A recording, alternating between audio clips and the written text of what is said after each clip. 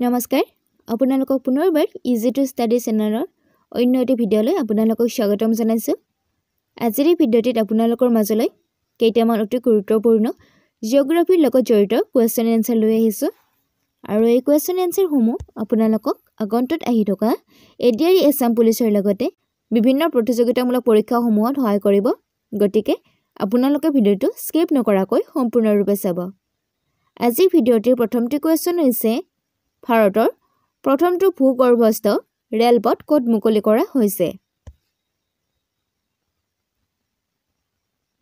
অপচনৰ ভিতৰত শুদ্ধ উত্তৰটো হ'ব অপচন নম্বৰ ডি, কলকাতাত।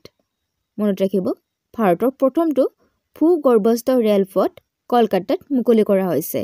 আৰু ইয়াৰ লগতে আপোনালোকে মনত ৰাখিব, এই ৰেলপথটো 1984 চনত মুকলি কৰা হৈছে। নেক্সট কোৱেশ্চনটিত আছে, কোনখন নদীৰ উৎপত্তি অমৰ কান্তক মালভূমিৰ পৰা হৈছে? অপচনৰ ভিতৰত শুদ্ধ উত্তৰটো হ'ব অপচন নম্বৰ ডি, নৰ্মদা। মনত ৰাখিব, নৰ্মদা নদীখনৰ উৎপত্তি অমৰ কান্তক মালভূমিৰ পৰা হৈছে। নেক্সট কোৱেশ্চনটিত আছে, ভাৰতৰ মুঠ মাটিকালিৰ কিমান শতাংশ গংগা নদীয়ে দখল কৰিছে? অৰ্থাৎ গংগা নদীয়ে আগুৰি আছে। অপচনৰ ভিতৰত শুদ্ধ উত্তৰটো হ'ব অপচন নম্বৰ ডি, 26.3%। মনত ৰাখিব, ভাৰতৰ মুঠ মাটিকালিৰ 26.3% গংগা নদীয়ে আগুৰি আছে। নেক্সট কোৱেশ্চনটিত আছে, তলত উল্লেখিত কোনখন ৰাজ্য ভাৰতৰ প্ৰধান ৰবৰ উৎপাদনকাৰী ৰাজ্য? অৰ্থাৎ তলত উল্লেখিত কোনখন ৰাজ্যত ভাৰতৰ সৰ্বাধিক ৰবৰ উৎপাদন কৰা হয়? অপচনৰ ভিতৰত শুদ্ধ উত্তৰটো হ'ব অপচন নম্বৰ ডি, কেৰেলা। মনত ৰাখিব, ভাৰতৰ কেৰেলা ৰাজ্যখনত সৰ্বাধিক ৰবৰ উৎপাদন কৰা হয়। নেক্সট কুৱেশ্যনটিত আছে, তলত উল্লেখিত কোনটো উচ্চতম পাছ জম্মু কাশ্মীৰ আৰু চীনৰ সীমাত অৱস্থিত?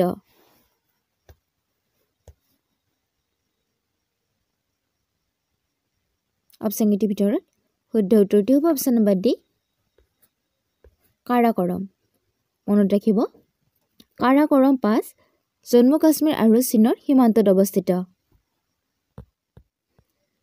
নেক্সট কুৱেশ্যনটিত আছে, তলত উল্লেখিত কোনটো স্থান পূৰ্ব ঘাট আৰু পশ্চিম ঘাটৰ সংযোগস্থল?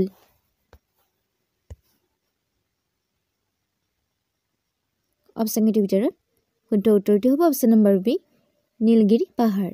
মনত ৰাখিব, পূৰ্ব ঘাট আৰু পশ্চিম ঘাটৰ সংযোগস্থলত নীলগিৰি পাহাৰ আছে। নেক্সট কুৱেশ্যনটিত আছে, 2011 চনৰ লোকপিয়ল অনুসৰি ভাৰতৰ কোনখন ৰাজ্যত লিংগ অনুপাত সৰ্বাধিক? অপচনৰ ভিতৰত শুদ্ধ উত্তৰটো হ'ব অপচন নম্বৰ চি, কেৰেলা।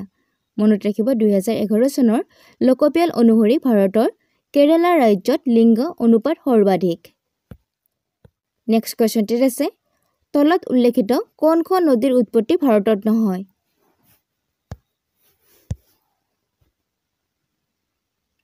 অপচনৰ ভিতৰত শুদ্ধ উত্তৰটো হ'ব অপচন নম্বৰ এ, সুতলেজ। মনত ৰাখিব, সুতলেজ নদীখনৰ উৎপত্তি ভাৰতত নহয়। নেক্সট কুৱেশ্যনটিত আছে, নন্দী পাহাৰ ক'ত অৱস্থিত? অপচনৰ ভিতৰত শুদ্ধ উত্তৰটো হ'ব অপচন নম্বৰ চি, কৰ্ণাটকত। মনত ৰাখিব, নন্দী পাহাৰ কৰ্ণাটকত অৱস্থিত। নেক্সট কুৱেশ্যনটিত আছে, ভাৰত আৰু শ্ৰীলংকাৰ সংযোগী দলংখনৰ নাম কি?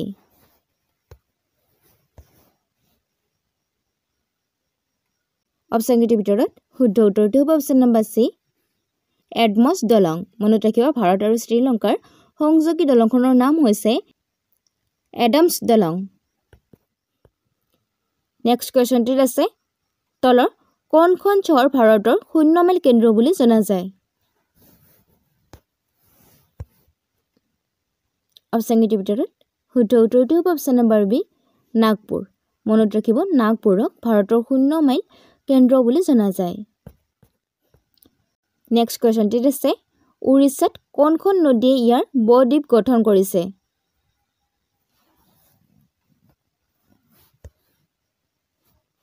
অপশ্যনকেইটাৰ ভিতৰত শুদ্ধ উত্তৰটি হ'ব অপশ্যন নম্বৰ বি মহানদীয়ে নেক্সট কোৱেশ্চনটিত আছে ঋতু অনুসৰি বতাহৰ বৈশিষ্ট্য ওলোটা হোৱাৰ সাধাৰণ কাৰণ কি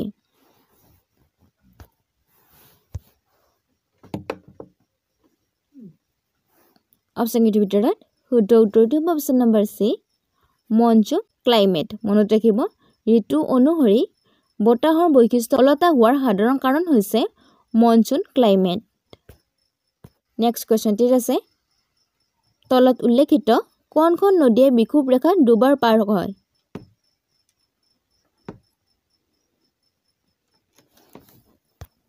অপশ্যনকেইটাৰ ভিতৰত শুদ্ধ উত্তৰটি হ'ব অপশ্যন নম্বৰ ডি কংগো মনত ৰাখিব কংগো নদীৰ ওপৰেৰে বিষুৱ ৰেখা দুবাৰ পাৰ হয় নেক্সট কোৱেশ্চনটিত আছে তলত উল্লেখিত কোনবিধ মাটি কপা খেতিৰ বাবে আটাইতকৈ উপযোগী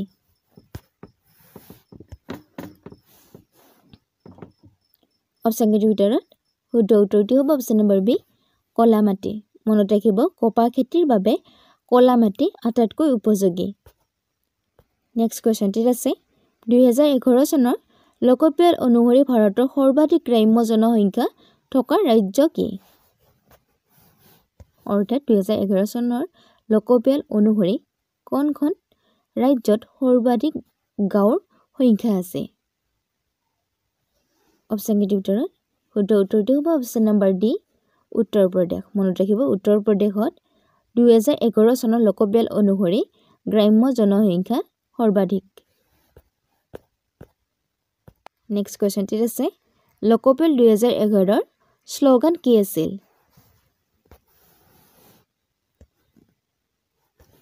অপশ্যনকেইটাৰ ভিতৰত শুদ্ধ উত্তৰটি হ'ব অপশ্যন নম্বৰ ডি আমাৰ লোকপিয়ল আমাৰ ভৱিষ্যত মনত ৰাখিব লোকপিয়ল 2011 চনৰ শ্লোগান আছিল আমাৰ লোকপিয়ল আমাৰ ভৱিষ্যত নেক্সট কোৱেশ্চনটিত আছে তলত উল্লেখিত কোনটো বিশ্বৰ কফি বন্দৰ বুলি জনা যায়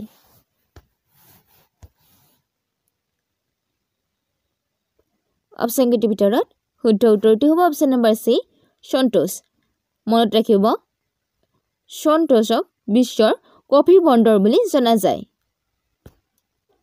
নেক্সট কোৱেশ্চনটিত আছে সুয়েজ খালে ভূমধ্য সাগৰ আৰু দেশৰ সৈতে সংযোগ কৰে অৰ্থাৎ সুয়েজ খাল ভূমধ্য সাগৰ আৰু কাৰ লগত সংযোগ কৰে